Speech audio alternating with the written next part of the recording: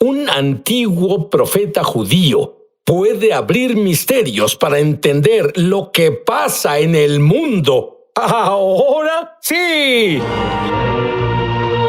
La enseñanza bíblica, lo sobrenatural, comenzó contigo a temprana edad. Estabas en 8º grado y te topaste con un ángel. ¿Qué fue lo que pasó? Sí, fue increíble. Había huido de casa, así que tenía mi pequeña almohada y bolsa de dormir y mochila y estaba en un área boscosa por la carretera y mi hermana, 1 año mayor, y mi hermano, 1 año menor, estaban llamándome, buscándome y yo clamaba a Dios diciendo, ¿qué debo hacer? ¿Debo decirles dónde estoy o no? Y escuché una voz estruendosa y parecía un megáfono de la policía. Sonaba como la voz de mi papá. Así que fue audible. Fue audible y dijo, Mark, diles a los niños dónde estás. Y esto pasó 3 veces. Y al final les dije, vinieron corriendo y luego de la nada todos acordamos que debió ser una persona angelical. Y era un pueblo pequeño de 800 personas. Todos conocen a todos, eran las 10 de la noche. Y este joven se acercó y dijo, ¿puedo ayudarlos? Y mi hermana dijo, no, todo está bien, él volverá a casa. Y luego él nos dijo, bueno, ahí es donde Mark pertenece, nunca lo vimos antes, nadie sabía quién era, nunca lo vimos jamás, era algo muy... ¿Y no era tu padre el de la voz estruendosa? Mi papá estaba lisiado, él no podía salir, pensé estaba en una patrulla o algo así y estaba en casa, solo eran mi hermano y mi hermana. Tengo curiosidad, ¿al momento te diste cuenta de que era un ángel?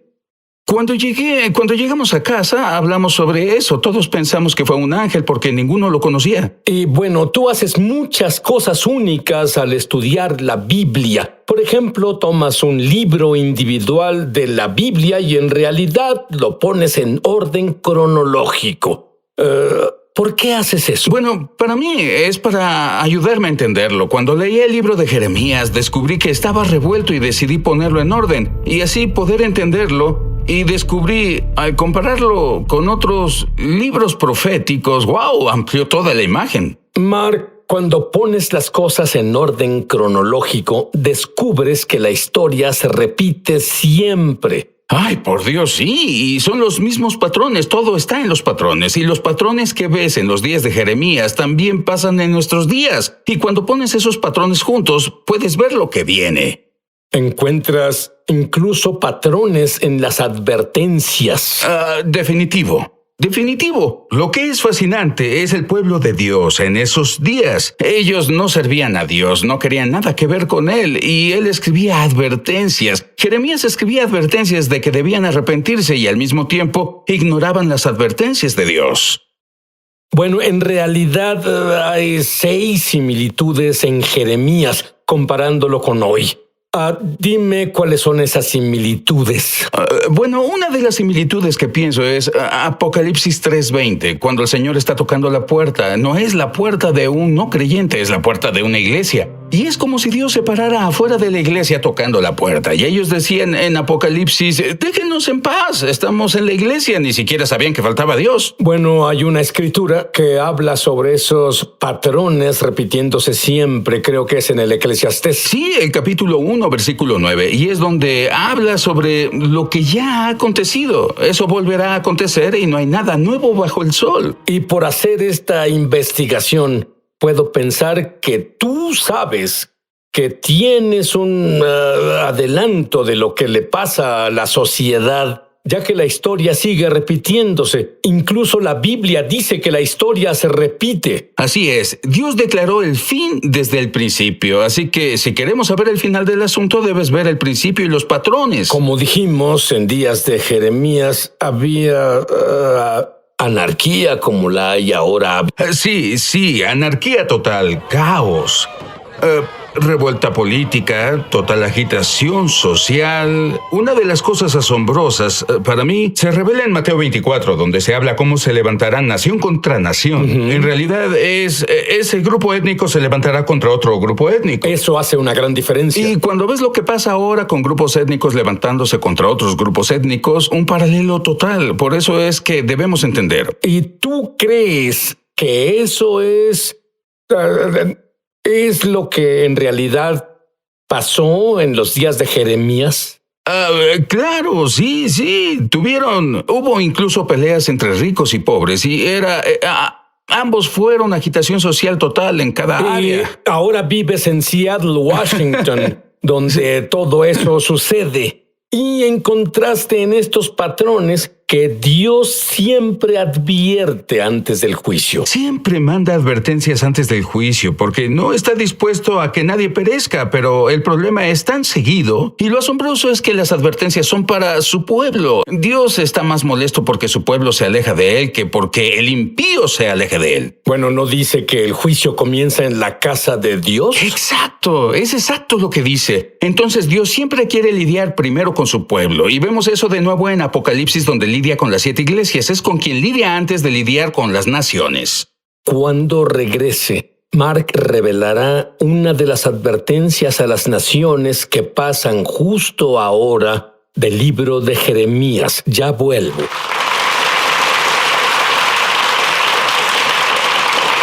Y ahora Mark en realidad debe identificarse con el profeta Jeremías, en especial cuando descubras que sus hábitos alimenticios eran los mismos hábitos alimenticios que tenía Mark. Es tan gracioso, pero sí, cuando compares de nuevo Jeremías con el Apocalipsis, al apóstol Juan se le dio un pergamino y se le dijo que comiera la palabra de Dios. De acuerdo, y él dice que era dulce en su boca, pero amargo en su estómago. Pues lo mismo pasa con Ezequiel en tiempo de Jeremías, que se le dio un pergamino con la palabra del Señor y se le dijo que comiera también. Y luego vemos a Jeremías, igual, dice que él también comió la palabra de Dios, ¿entiendes?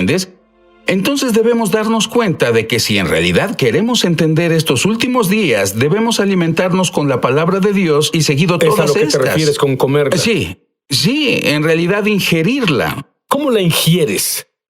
Bueno, para mí es leer. Yo leo todo el tiempo y no se trata de memorizar. Es como una computadora. Lo que subas ahí, él lo descarga. Las revelaciones toman vida. Las revelaciones vivas vendrán si comes la palabra de Dios. El ejemplo más importante que puedo dar es cuando tuve una pistola en mi cabeza. Un ladrón estaba listo para volarme la cabeza y me dijo que me acostara viendo hacia el piso. Luego, mi mente decía pelear o volar, pero de pronto la palabra del Señor vino a mi mente y Él me recordó algo que leí en Proverbios 2. Y aquí el Señor dice, acuéstate en el suelo, y debido a que comí la palabra de Dios, el versículo surgió y dice, no tendrás temor cuando venga el pavor repentino, cuando te acuestes será dulce. Y ese era Dios hablando, hablaba conmigo y decía, Y tu mente no sabía nada de eso, pero te vino porque comiste la palabra y salió de tu espíritu. Pero Exacto. esta es la gran pregunta. Eso es maravilloso para Mark, pero ¿qué hay de mí? ¿Qué hay con ellos? Bueno, creo que si comen la palabra de Dios, Dios les brindará revelaciones. Depende, ¿tratan la palabra como su verdura con peor sabor o la tratan como el postre más delicioso? Y debemos amar la palabra de Dios y entrar en ella y pedir a Dios revelación y llevarla a donde la necesitamos, porque es una ayuda siempre presente en tiempos de necesidad. Pero tienes que comerla, digerirla para que Dios pueda brindarla de nuevo. Y alimentar tu espíritu a diario. 3 comidas al día al menos. ¿Qué advertencias a las naciones encontraste al decodificar al profeta Jeremías? Bueno, hay un par de advertencias diferentes. Una de ellas, hay varios capítulos donde él advierte a todas esas naciones distintas que deben someterse a Nabucodonosor, porque es la persona que Dios puso a cargo. Pero la advertencia más grande fue, él advertía a todas las naciones cómo deben tratar a la nación de Israel. Y si no tratan bien a la nación de Israel, están en grandes problemas. Y de hecho, Dios dice que después de 70 años de cautiverio, cuando castigó a Israel, Él va a voltear y a juzgar a todas las naciones y cómo trataron a Israel. Así que es muy importante hacer conciencia de que Dios aún está en pacto con el pueblo judío. En otras palabras, las personas lo ven como historia, pero eso es una realidad hoy y por siempre. Por supuesto, y es más, en Jeremías 31, con el nuevo pacto y otros lugares, Dios dice que su pacto nunca terminará mientras el sol y la luna estén ahí. Su pacto con Israel no se romperá. ¿Y qué hay sobre la otra cosa de la que muchas personas hablan, los radicales islámicos y la solución de los 2 estados? Exacto, eso pertenece al libro de Jeremías. Y hoy Dios dice que vendrá contra cualquier nación que intente partir su tierra. Entonces, las naciones es mejor que pongan atención a eso. ¿Y ¿quién es Babilonia hoy? Es una gran pregunta. Algunas personas me preguntan eso. ¿Es Babilonia una religión? ¿Es Babilonia un sistema político? ¿Es Babilonia una ubicación? Bueno, como tú sabes bien, pueden haber 70 capas diferentes. Creo que puede ser un sistema político, un sistema religioso y es mayormente una idolatría fugaz. ¿Y qué hay de las flechas inteligentes? Pensé que eso era interesante. Cuando lees Jeremías, habla de que después de 70 años, Dios vendrá contra Babilonia y dice que tendrán unas flechas expertas de un hombre experto. Y pienso que era interesante por el 91, cuando todos fueron a Irak. Tenías bombas inteligentes, misiles que eran como flechas, y pienso que era muy interesante cómo Dios proféticamente nos haga saber lo que viene. ¿Sabes qué? Yo tengo la sensación de que no haces esto solo para el show. Tú en verdad estás emocionado por la palabra de Dios. Yo amo la palabra de Dios, es mi pasión. Solo quiero comerla porque para mí es tan importante en la vida de hoy. Es más que historia. Está viva porque nos dice cómo y qué debemos comer justo ahora. ¿Qué clase de personas, según tus estudios de Jeremías y otros libros en la Biblia, busca a Dios justo ahora? Porque si hay un momento para estar bien con Dios, ahora es el tiempo aceptable. Eso es seguro. Dios busca por personas humildes.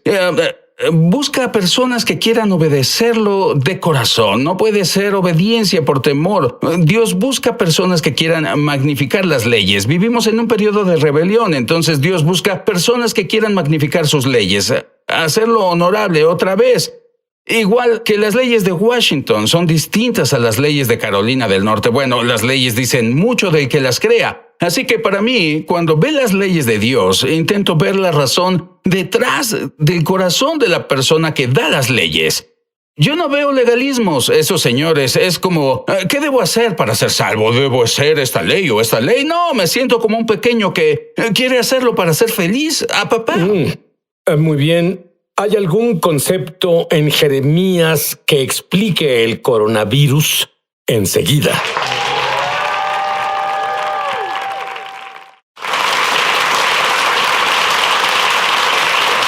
Bueno, porque la historia se repite sola, porque la Biblia profetiza, muchas personas se pierden esto. Se nos dijo que las profecías se repiten siempre. Ahí es donde muchos maestros se confunden. Dicen, ya pasó, pero va a volver a pasar. Y hay revelaciones justo ahora, como en el periódico de hoy, del profeta Jeremías. Sí, una de las cosas interesantes que encontré en Jeremías 12, en donde Jeremías se queja, es como muchos hoy en día. Él le pregunta a Dios, ¿por qué los malos prosperan? No es justo. ¿Por qué permites que ellos tomen raíz y produzcan frutos? Entonces Dios dijo a Jeremías, oye, si los que corren a pie han hecho que te canses, ¿qué harás cuando vayas a competir con los caballos?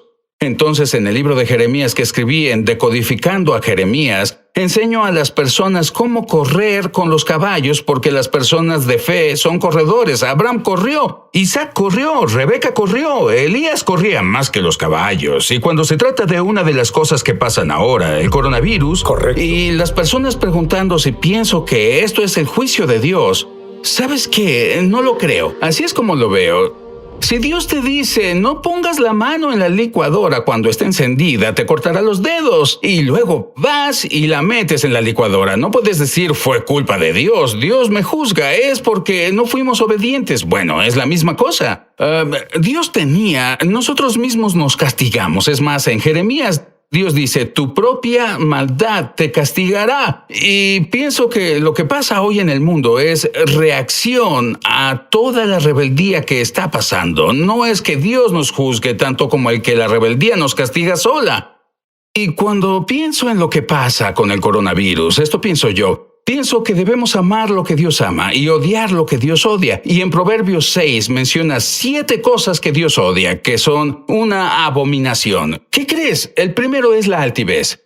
Bueno, por Dios, ese es el problema en los días de Jeremías, el orgullo. Ve lo que pasa hoy en día. Dios habla tal como derribó los ídolos en Egipto. está derribando ídolos, los ídolos del entretenimiento, los ídolos deportivos, todos esos ídolos en quien confiamos. Él los derriba. Y en Jeremías, él dice al rey y la reina que se humillen. Bueno, eso es lo que pasa ahora, llenos de orgullo. La otra cosa que él odia, la segunda cosa después del orgullo, es una lengua mentirosa. Ve todas las noticias falsas, lleno de noticias falsas. Y eso es lo que pasaba en días de Jeremías. Los profetas solo profetizaban mentiras, daban noticias falsas. Y la tercera cosa, la última cosa que mencionaré son manos que derraman sangre inocente. Ve toda la sangre inocente que se derrama. Entonces ellos ofrecían niños a Moloch.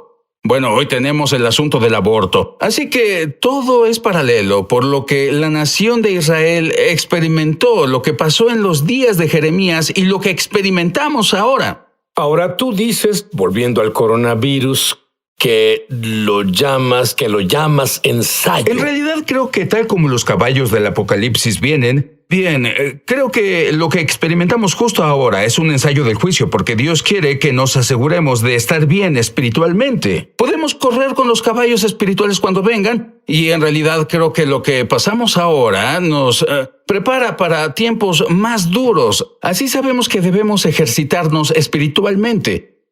La otra cosa dicha sobre el coronavirus que es totalmente asombrosa para mí es la primera vez en 3,500 años que en el mismo día que Dios tuvo a todo Israel encerrados en cuarentena dentro de sus casas, todo Israel estuvo en cuarentena, igual que el resto del mundo, como si Dios hiciera que Israel finalmente hiciera correctamente la Pascua. Y eso es asombroso para mí, que es la primera vez que eso pasa en 3,500 años, por lo que este año es tan importante. Bueno, y es algo interesante debido a la palabra. Dice que debes permanecer en casa en Pascua. Esta fue la primera vez en 3,500 años que estuvieron encerrados en sus casas. Debían permanecer en sus casas. Debe ser muy profético. Y fue el mismo día. También fue el mismo día de la semana.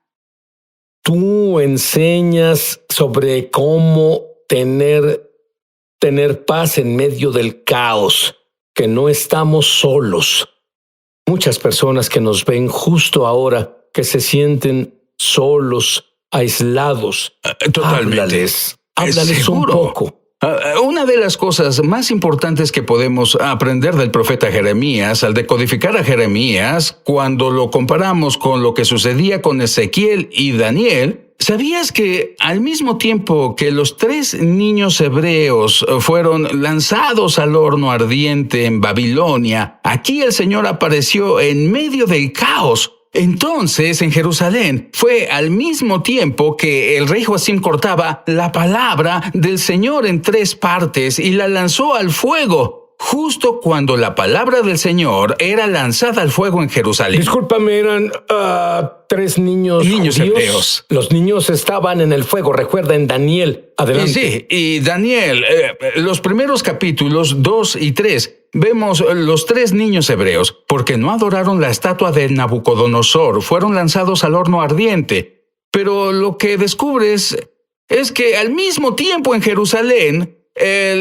Baruch, el escriba, quería advertir a Israel y a Joacim que no hicieran lo que hacían, y cortó la palabra del Señor en 3 o 4 partes y la lanzó al fuego en Jerusalén. Y al mismo tiempo en que la palabra del Señor es lanzada en Jerusalén, la palabra del Señor aparece en el fuego en Babilonia con los 3 niños hebreos. Lo que debes saber, igual que los 3 niños hebreos, cuando estás en medio del fuego por el que pasas y te sientes triste y bajo estrés, recuerda que el Señor está contigo. Y cuando Él habla de no estar solo, el Señor es incluso más que compañía. Si naciste de arriba, el Señor está en ti.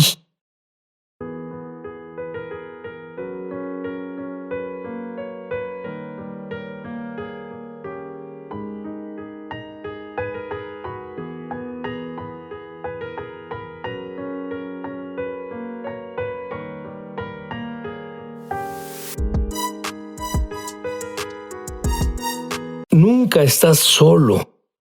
Ahora, hay personas que no saben si en realidad sus pecados fueron perdonados, si Jesús en realidad vive en su interior, si en realidad tuvieron una experiencia con Dios. Y hay unos que nunca han hecho esto. Quiero que repitas esta oración. Solo repitan las palabras que digo fuerte, como si estuviera en el cuarto desde donde me ves, justo ahora. Porque no importa que no esté ahí, Dios está ahí. Y Él es lo que importa. Y si debe haber un momento, es ahora. Repite después de mí. Querido Dios, en voz alta, querido Dios, soy un pecador. Contra ti y solo contra ti pequé. Me arrepiento. Creo que la sangre de Jesús limpia toda cosa mala que he hecho.